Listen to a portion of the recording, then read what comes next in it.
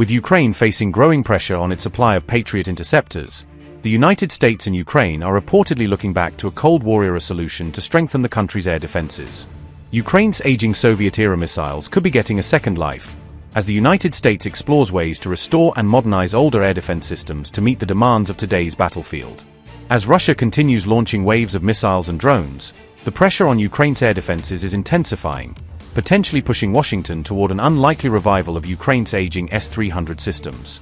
Could the S-300 once again become a critical part of Ukraine's air defense network, offering a potential stopgap as the country struggles to maintain an adequate supply of more advanced Patriot interceptors? Can Ukraine's battle-tested S-300 systems help protect its cities and critical infrastructure, as Trump and Zelensky look for practical ways to strengthen the country's defenses without relying entirely on scarce Western interceptors? Newly supplied missiles could potentially breathe fresh life into Ukraine's aging S-300 launchers, creating an unusual mix of old Soviet hardware and newer ammunition for the next phase of the war. Patriot missile stocks are facing growing pressure globally, as the United States and Ukraine look for alternative ways to strengthen Kyiv's air defense capabilities. Washington and Kyiv are reportedly working to revive Ukraine's Soviet-era S-300 air defense systems, potentially providing another layer of protection against Russia's continued aerial attacks. The goal is to use S-300 interceptors against threats such as drones, aircraft and cruise missiles, allowing Ukraine to rely on its older systems for targets that do not require its most advanced interceptors. That approach could help preserve Patriot PAC-3 missiles for the most dangerous ballistic threats, where their advanced interception capabilities are considered particularly valuable. Russia's Iskander M and Kinzhal missiles remain among the most dangerous threats facing Ukraine, placing continued pressure on Kyiv's limited supply of advanced air defense interceptors. According to reports, the program could reach an initial operational capability by late 2026, potentially giving Ukraine an additional source of interceptors as it works to expand its defensive capacity. Estimates suggest Ukraine could potentially produce between 100 and 300 S-300 missiles each year, although the exact production capacity and timeline remain subject to significant uncertainty. Such an output would not be enough to fully rearm Ukraine's air defense network, but it could still provide a meaningful boost to the depth and sustainability of the country's defenses.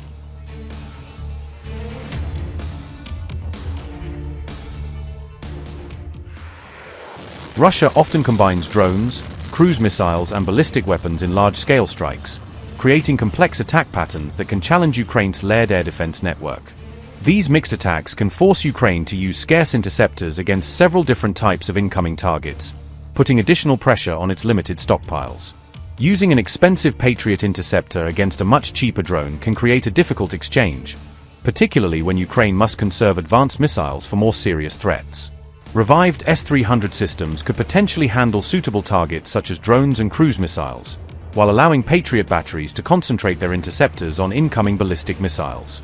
Ukraine could therefore gain greater magazine depth for its air defenses, reducing its reliance on Patriot missiles as the primary solution for every incoming threat. One option under consideration is to refurbish existing S-300 missiles by replacing critical components that have deteriorated or reached the end of their service life. Those components could include rocket motors, seals, electronic systems, and guidance assemblies, all of which would need to meet the required standards for safe and reliable operation. Ukraine already has experience repairing 5 V-55 series S-300 missiles and their associated components, potentially giving the country an existing technical foundation for such a refurbishment effort. A second option would be to develop new S-300 compatible missiles that could be launched from Ukraine's existing Soviet-designed launchers. Any newly produced rounds would need propulsion, guidance, power, and control systems that are compatible with the launchers and wider S-300 air defense architecture. The missiles would also need to integrate with Ukraine's Soviet-designed radars and fire control systems, allowing existing batteries to detect, track, and engage suitable targets. Ukraine still possesses S-300 launchers, associated radar systems, trained personnel, and decades of experience maintaining the Soviet-designed air defense network. That existing foundation means Kyiv could potentially reuse much of its current infrastructure rather than having to develop an entirely new air defense system from the ground up. If successful, the plan would not by itself secure Ukraine's skies, but it could help slow the depletion of Patriot missiles and preserve them for the most demanding threats.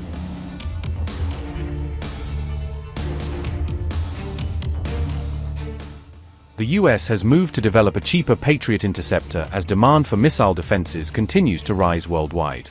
However, Lockheed Martin said the first flight of its new PAC-3 ACE interceptor is expected no earlier than 2028.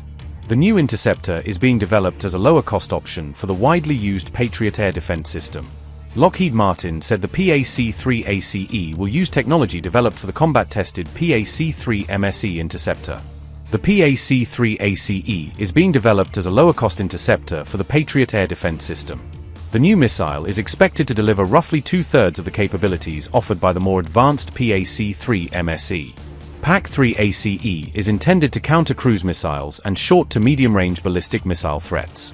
Lockheed Martin's first flight target puts the PAC-3 ACE debut at no earlier than around February 2028.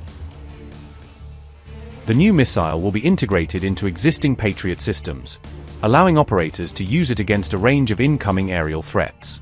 The announcement came as the US moved to expand interceptor production and replenish missile stockpiles depleted by rising demand. Lockheed Martin will build the PAC-3 ACE on a separate production line from the existing PAC-3 MSE interceptor.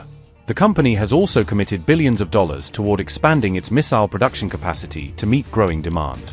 The production push followed a reported $59 billion US deal for PAC-3 missiles that was announced in late July. The order is expected to help raise PAC-3 MSE production to around 2,000 missiles a year by 2030, according to Lockheed Martin.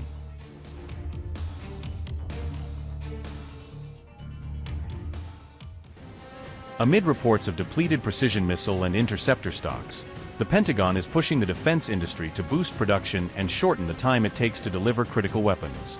Pentagon spokesman Sean Parnell confirmed that the department is focused on speeding up munitions acquisitions to provide warfighters with the weapons they need at the pace current threats demand.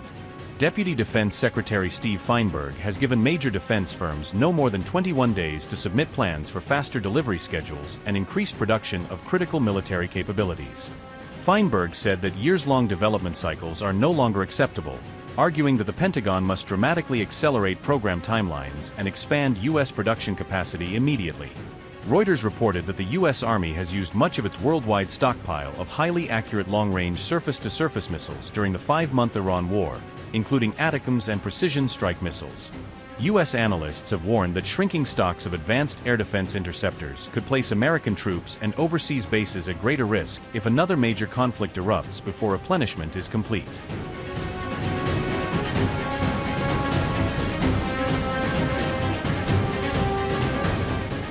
President Trump has pushed back strongly against reports of a U.S. munitions shortage, arguing that the reports do not reflect the full scale of America's military resources or industrial capacity.